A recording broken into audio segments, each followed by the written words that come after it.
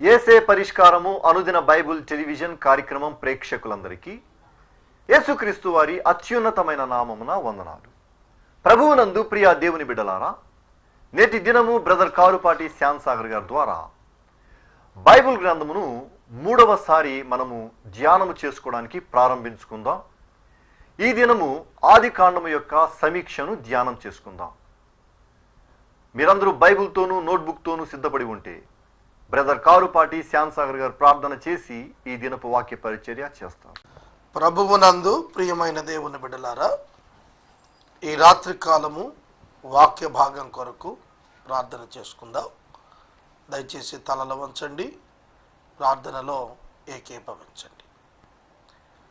మమ్మలను మిక్కిలిగా ప్రేమిస్తున్న మా ప్రియ పరలోకపు తండ్రి, మీ పరిశుద్ధ గణనామమునకు స్తోత్రాలు.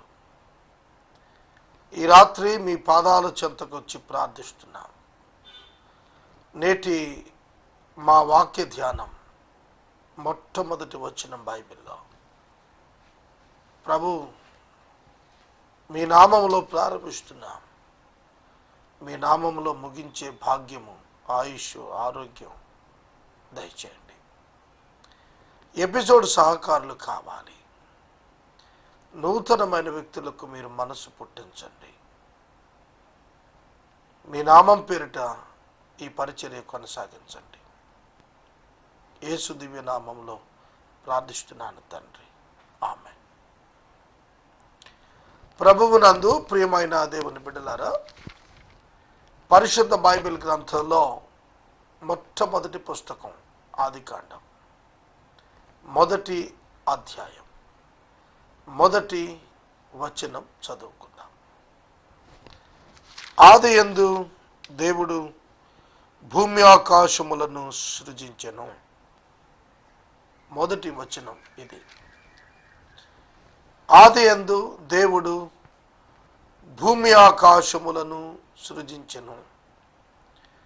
భూమి, ఆకాశం, భూమి ప్లస్ ఆకాశం, భూమి ఆకాశం సవర్ణ దీర్ఘ సంధి.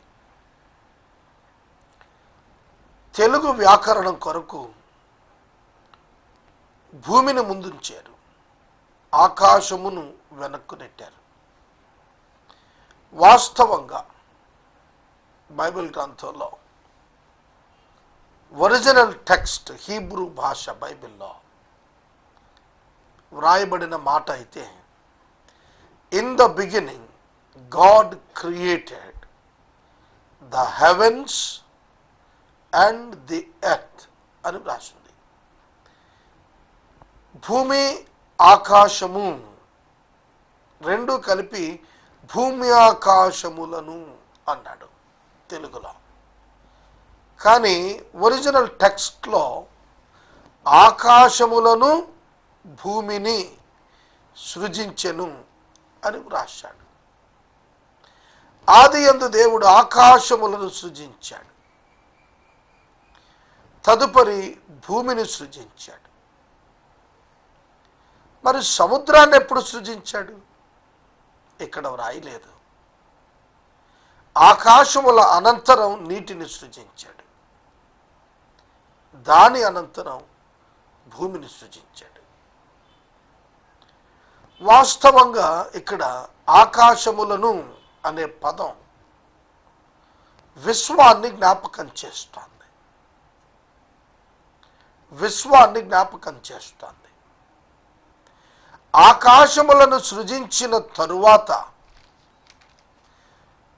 ఇక్కడ మనం తెలుసుకోవలసిన మరి ఒక సృష్టి ఉంది. అది దేవదూతల సృష్టి. యోబు గ్రంథంలో చెబుతాడు,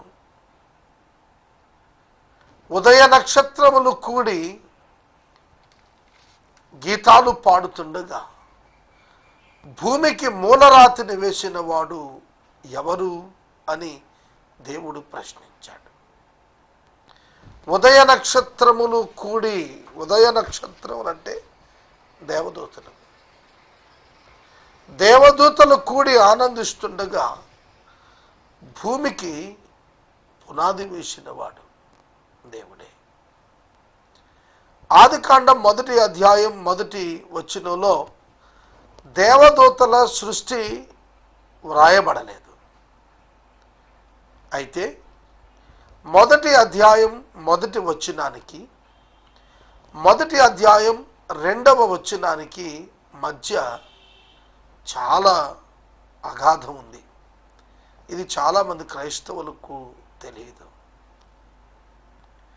ఆది యందు దేవుడు ఆకాశములను భూమిని సృజించెను. 2వ వచన ప్రారంభం భూమి నిరాకారముగాను శూన్యముగాను ఉండెను. మొదటి వచనం 2వ వచనం మధ్య ఏదో జరిగింది. ఆ జరిగినది ఏమిటో నేను చెబుతాను. భూమిని నిరాకారముగాను శూన్యముగాను దేవుడు చేశాడా ఆదిలో? యెషయా గ్రంథం 45వ అధ్యాయం 18వ వచనం చదువుతాను, ఒక్కసారి చూడండి. యెషయా గ్రంథం 45వ అధ్యాయము 18వ వచనం. చాలా ఆశ్చర్యంగా ఉంటుంది ఈ పదం. ఒక్కసారి నేను చెప్పాను కదా, మరలా చూడండి. ఆకాశములకు అని ఉంది. ఆకాశముకు అనలేదు. ఆకాశములకు సృష్టికర్తయగు యెహోవాయే దేవుడు. ప్లూరల్ నా, ఆకాశము కాదు, ఆకాశములకు. లకు అన్నప్పుడు మోర్ దాన్ 2, మోర్ దాన్ 1. ఆకాశములకు సృష్టికర్త అయిన దేవుడు యెహోవాయే. ఆయన సృష్టికర్త. ఆయనే భూమిని కలుగు చేశాడు, దానిని సిద్ధపరిచి స్థిరపరిచాడు. ఆదికాండం 1వ అధ్యాయం 1వ వచనాన్ని ఇక్కడ మరలా ఎక్స్ప్లెయిన్ చేస్తున్నాడు యెషయా గారు. ఆకాశములకు సృష్టికర్త అయినటువంటి దేవుడే యెహోవాయే భూమిని కూడా కలుగు చేశాడు, సిద్ధపరిచాడు, స్థిరపరిచాడు. సిద్ధపరిచాడు, స్థిరపరిచాడు. ఏం చేశాడు? ఎలా సిద్ధపరిచాడు? ఎలా స్థిరపరిచాడు? నిరాకారముగా ఉండునట్లు ఆయన దానిని సృజింపలేదు, నివాస స్థలమగునట్లు దానిని సృజించెను. చూస్తున్నారా? నిరాకారముగా ఉండేటట్లు దేవుడు భూమిని సృష్టించలేదు, నివాస యోగ్యంగా ఉండేటట్లు దానిని సృష్టించాడు. చాలా తేటగా ఇచ్చాడు కదా వివరణ. ఆదికాండము 1వ అధ్యాయం 1వ వచనంలో దేవుడు భూమిని సిద్ధపరిచి స్థిరపరిచినప్పుడు నిరాకారంగా లేదు, నివాస యోగ్యంగా ఉంది.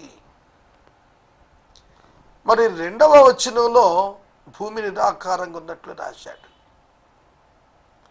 భూమి నిరాకారంగా ఉన్నట్లు రాశాడు. ఏం జరిగితే సిద్ధపరచబడి స్థిరపరచబడిన భూమి నిరాకారంగా మారిందంటారు? చాలా తేటగా ఇర్మియా భక్తుడు రాస్తున్నాడు. ఇర్మియా గ్రంథం 4వ అధ్యాయం, ఇర్మియా గ్రంథం 4వ అధ్యాయం 24వ వచనము చదువుతాను. 23వ వచనం. నేను భూమిని చూడగా అది నిరాకారముగాను శూన్యముగాను ఉండెను. చూస్తున్నారా? ఆదికాండము 1వ అధ్యాయం 2వ వచనంలో వ్రాయబడిన పదములు కొంచెం కూడా మార్పు లేకుండా ఇర్మియా వ్రాస్తున్నాడు. నేను భూమిని చూడగా. వీరంతా ప్రవక్తలండి. యెషయా క్రీస్తు పూర్వం 650 సంవత్సరాలప్పుడు, ఇర్మియా క్రీస్తు పూర్వం 600 సంవత్సరం 550 మధ్య. ఇర్మియా చెబుతున్నాడు, యెషయా చెబుతున్నాడు, దేవుడు భూమిని ఆకాశాన్ని ఎలా సృష్టించాడు. యెషయా గారు చెప్పారు, దేవుడు ప్రవచించాడు ఆయన ద్వారా, భూమి నిరాకారంగా లేదు, ఆకారంతోనే చేశాడు, సిద్ధపరిచాడు అని. ఇర్మియా గారు చెబుతున్నారు, నేను భూమిని చూడగా నిరాకారంగా శూన్యంగా ఉంది అన్నాడు. ఏదో జరిగింది. అదే దేవదూతల తిరుగుబాటు. పర్వతములు చూడగా కదులుచున్నాయి, కంపిస్తున్నాయి, అచ్చట వెలుగు లేదు. అచ్చట వెలుగు లేకపోయెను. ప్రియమైన దేవుని బిడ్డలారా, ఇప్పుడు మనము నివసిస్తున్నటువంటి భూమిని గూర్చి, దీనిలో మనము నివాసము మానవులంగా ఉండటం కొరకు పునఃస్థాపించబడినటువంటి పరిస్థితులను గూర్చి ఆదికాండములో చాలా స్పష్టంగా మొదటి అధ్యాయంలో చెప్పాడు. వరుస క్రమంలో మనం అర్థం చేసుకున్నట్లయితే, మొదటి వచనములో చక్కగా నివాసయోగ్యంగా ఏర్పరచబడిన భూమి, రెండవ వచనానికి వచ్చేటప్పటికీ శూన్యంగా మారింది, వెలుగు లేకుండా పోయింది. ఏం సంభవించింది? దేవదూతల తిరుగుబాటు అక్కడ సంభవించింది. దేవదూతలు ఎవరు? దేవదూతల సృష్టి దేవుడు చేశాడు. మొట్టమొదటి పాపము కెరూబు అయి సంచరిస్తున్న లూసిఫర్ ద్వారా జరిగింది. దేవుడు సృష్టిని జరిగిస్తున్నప్పుడు ఆయన సమస్తము ఎరిగిన వాడై సృష్టిస్తున్నాడు. దేవదూత పాపం చేస్తాడు అని తెలిసి దేవుడు దేవదూతలను సృష్టించాడు. దానికి పూర్వం, అనగా సృష్టి ఆరంభించటానికి పూర్వం, తాను మాత్రమే ఉన్నప్పుడు తానేమై ఉన్నాడు? దేవుడు ఆదియందు దేవుడు పరిశుద్ధుడై ఉన్నాడు. సృష్టి లేక పూర్వం ఆయన ప్రేమయై ఉన్నాడు. సృష్టి లేక పూర్వం ఆయన న్యాయవంతుడై ఉన్నాడు. ఆయన గుణలక్షణాల ప్రదర్శన ప్రత్యక్షతకు వచ్చేప్పటికీ ఆయన ఏమిటి అనేది రుజువు అవటానికి ఆయన బయలుపరచాలని అనుకున్న కారణాన ఈ సృష్టి అంతా జరిగింది. దేవుడు తన చిత్త ప్రకారము సృష్టిని జరిగించటానికి సంకల్పించాడు. దేవుడు సృష్టిని జరిగించటానికి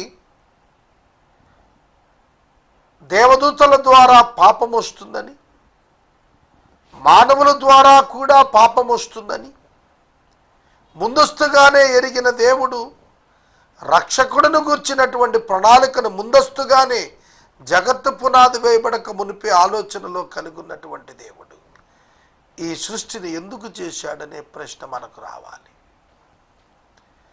ఈ సృష్టిని దేవుడు ఎందుకు చేశాడు అని ప్రశ్నించటం కంటే, దేవుడు ఈ సృష్టిని ఎందుకు చేయకుండా ఉండలేకపోయాడు అనే ప్రశ్న మనం అడగటం మంచిది.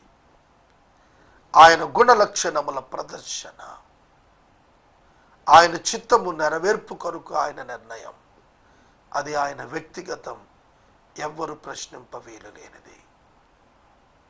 కనుక దేవుడు ఆదియందు ఆకాశములను, దేవదూతలను, నీటిని, భూమిని చేసి ఉన్నాడు.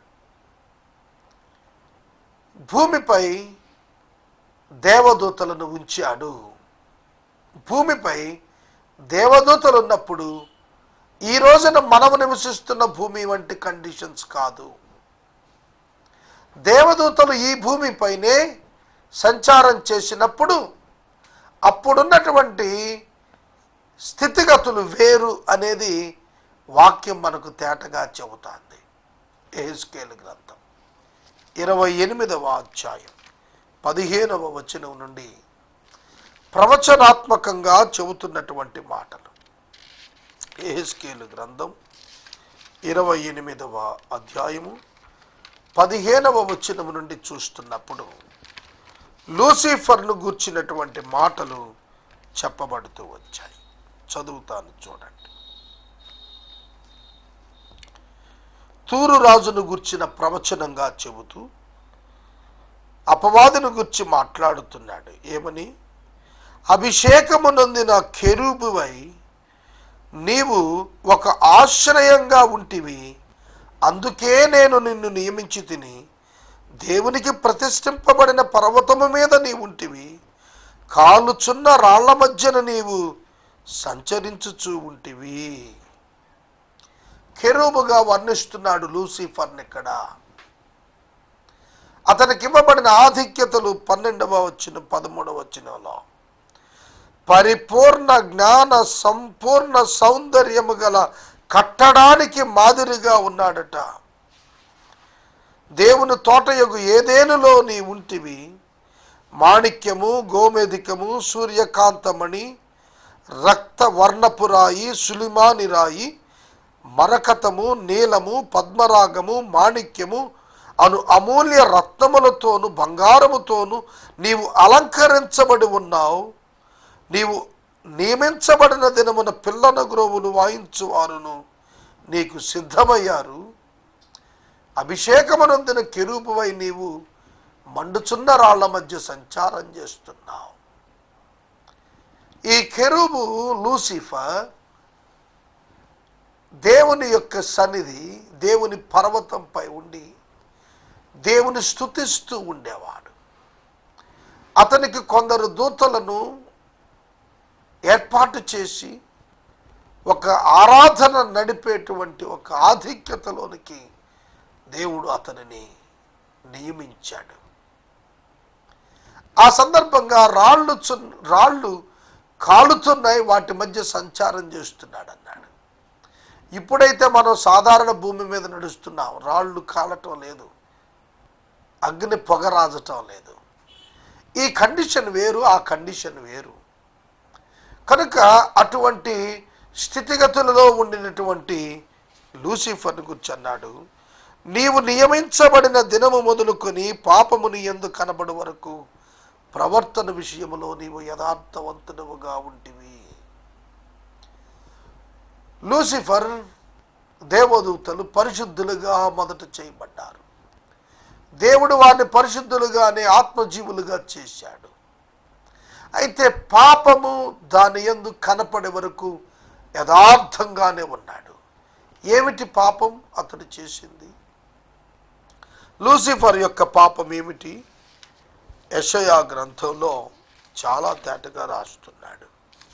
దయచేసి చూడండి, యెషయా గ్రంథము 14వ అధ్యాయం 12వ వచనం. యెషయా గ్రంథం 14వ అధ్యాయం 12వ వచనం. తేజ నక్షత్రమా వేకువ చుక్క, నీవెట్లు ఆకాశము నుండి పడితివి. అపవాది త్రోసివేయబడ్డాడు.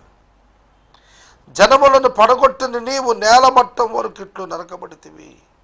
నేను ఆకాశమునకు ఎక్కిపోయేదును, దేవుని నక్షత్రాలకు పైగా నా సింహాసనమును హెచ్చింతును.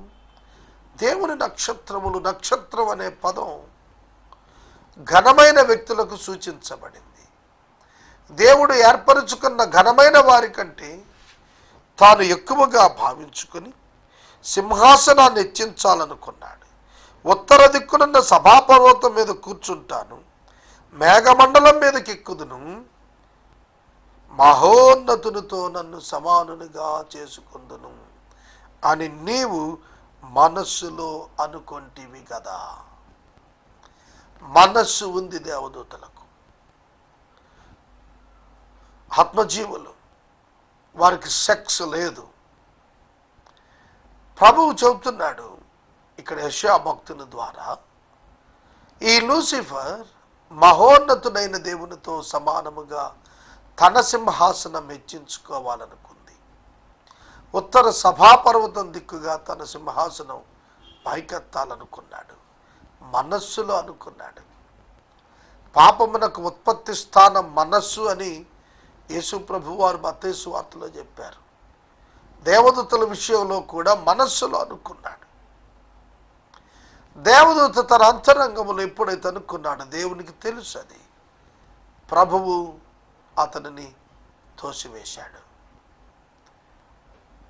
దేవదూతల యొక్క సంఖ్య ఇంత అనేది మనకు తెలియదు, కానీ కెరూపులు, షరాపులు, మహాదూతలు, దేవదూతలు, ఇజ్రాయేలు ఆ యొక్క దేవుడు సైన్యాలు, దేవదూత సైన్యాలు కలిగిన వాడు అని చెప్పబడింది. కనుక ఈ దేవదూతలలో ప్రత్యేకంగా ముగ్గురులో ఇద్దరు లూసిఫర్ను వెంబడించారు. 2/3 పార్లమెంటరీ విధానం ప్రకారం అయితే 2/3 మెజారిటీ, కానీ అక్కడ కుదరదు దేవుడి దగ్గర. ముగ్గురులో ఇద్దరు అతన్ని వెంబడించారు. దేవుడు వారిని తోసేశాడు. పేతురు భక్తుడు చెబుతున్నాడు వారిని గూర్చి, దేవదూతలు పాపము చేసినప్పుడు దేవుడు ఉపేక్షించక, పేతురు 2వ పత్రికలో తాను రాస్తూ 2వ అధ్యాయంలో అన్నాడు, 4వ వచనంలో, దేవదూతలు పాపము చేసినప్పుడు దేవుడు వారిని విడిచిపెట్టక పాతాళ లోకమందలి కటిక చీకటి గల బెలములోనికి తోసి తీర్పుకు కావలలో ఉంచబడుటకు వారిని అప్పగించాడు. మరియు ఆయన ఇక్కడ చెబుతున్న మాట, కావలలో ఉండేటట్లుగా చీకటి బిలములోనికి, కటిక చీకటి బిలములోనికి వారిని నెట్టివేశాడు. తీర్పు కొరకు వారిని కావలి ఉంచాడు. కటిక చీకటి బిలం. కొందరు దేవదూతలు అక్కడున్నారు, మరికొందరు ఎక్కడున్నారు? ఎఫెసీ పత్రిక 6వ అధ్యాయం ఫాలన్ ఏంజల్స్ని గురించి మాట్లాడుతున్నాడు. 12వ వచనం పౌలు గారు చెబుతున్నాడు, మనము పోరాడునది శరీరులతో కాదు గాని ప్రధానులతోనూ అధికారులతోనూ ప్రస్తుత అంధకార సంబంధములకు లోకనాథులతోనూ ఆకాశ మండలమందున్న దురాత్మల సమూహములతోనూ పోరాడుతున్నాం. కొందరు వాయుమండల అధిపతితో తిరుగుతున్నారు. దానియేలు గ్రంథంలో కూడా దానియేలు ప్రార్థనకు జవాబు తేకుండా అడ్డగించాడు వాయుమండల అధిపతి.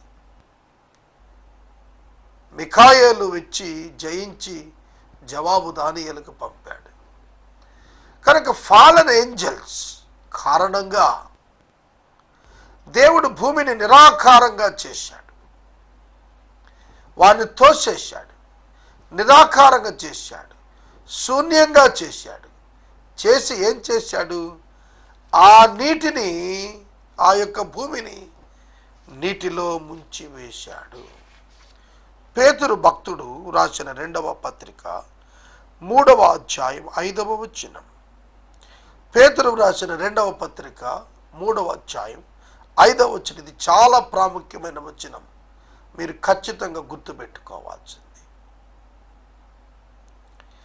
ఏలయనగా పూర్వము నుండి ఆకాశం ఉండెననియు, నీళ్లల్లో నుండి నీళ్ల వలన సమకూర్చబడిన భూమియు దేవుని వాక్యము వలన కలిగిననియు వారి బుద్ధిపూర్వకముగా మరుతురు. దేవుని వాక్యము మూలముగా నీళ్లలో నుండి భూమి సమకూర్చబడినది అన్నాడు. ఆ నీళ్ల వలన అప్పుడున్న లోకము నీటి వరదలో మునిగి నశించెను. ఆ నీళ్ల వలన అప్పుడున్న లోకము, దేవదూతల సృష్టిని గురించి మాట్లాడుతున్నాడు పేతురు గారు. మీకు విషయం తెలుసా? Lucifer flood, Noah flood. Lucifer ఫ్లడ్లో భూమి పూర్తిగా నీటిలో మునిగిపోయింది. ఎన్ని వందల కోట్ల సంవత్సరాలు అనేది ఎవరికి తెలియదు. నోవహు ఫ్లడ్లో భూమి అంతా మునిగిపోలేదు, కొంత ప్రాంతం, మనుషులున్న ప్రాంతం అంతా మునిగిపోయింది. కనుక లోకల్ ఫ్లడ్గా దాన్ని భావిస్తారు. అది it's a matter of 1 year flood.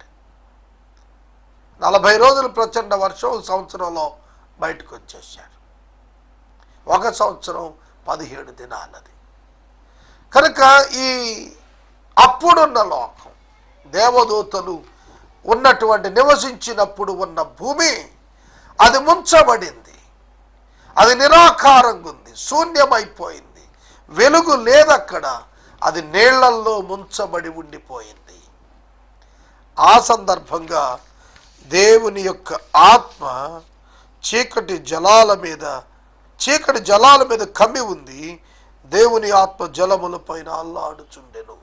Brooding అన్నారు, అల్లాడుచుండెను. రేపటి వాక్య ధ్యానంలో చీకటి అగాధ జలముల పైన కమ్మి ఉన్న అనుభవం, ఆత్మ జలముల పైన అల్లాడుచున్నటువంటి కండిషన్స్ మధ్యలో దేవుడు మరలా 6 దినముల సృష్టికి ప్రారంభాన్నిచ్చాడు. రేపటి దినం జ్ఞాపకం చేస్తాను. ఎపిసోడ్ సహకారులు కావాలి, దయచేసి ముందుకు రండి. యేసయ్య పరిష్కారం టీవీ ఛానల్ కంటెంట్ 100% కంప్లీటెడ్గా రెడీ అయ్యింది. చింతలపూడితో అగ్రిమెంట్ ఉంది, వారు ఈ వారంలో ప్రారంభిస్తున్నారు. ఇంకా జిల్లాలో మిగిలిన ప్రాంతాల్లో 6 సిటీ కేబుల్స్ సుముఖంగా ముందుకొచ్చారు. విస్తారమైన ఆర్థిక అవసరతలు ఉన్నాయి, ప్రార్థించండి. మనము ఇంతవరకు బ్రదర్ కారుపాటి శ్యామ్ సాగర్ గారి ద్వారా ఆది కాండము సమీక్షను ధ్యానం చేసుకున్నాం. ఈ కార్యక్రమం ద్వారా మీరు పొందుకునిచున్న ఆత్మీయ మేలులు ఒక ఉత్తరం ద్వారా మాకు తెలియచేయండి. మీ ప్రార్థనా మనవులు మాకు తెలియచేస్తే యేసయ్య పరిష్కారం కార్యాలయంలో ఏర్పాటు చేసిన ప్రత్యేక ప్రార్థనా శిబిరంలో మీ కొరకు ప్రార్థిస్తాం. మీ కుటుంబ పక్షముగా ఒక ఎపిసోడ్ ప్రసారం చేయాలనుకున్నారు మాకు తెలియచేస్తే మా సిబ్బంది మీ గృహాలను దర్శిస్తుంది.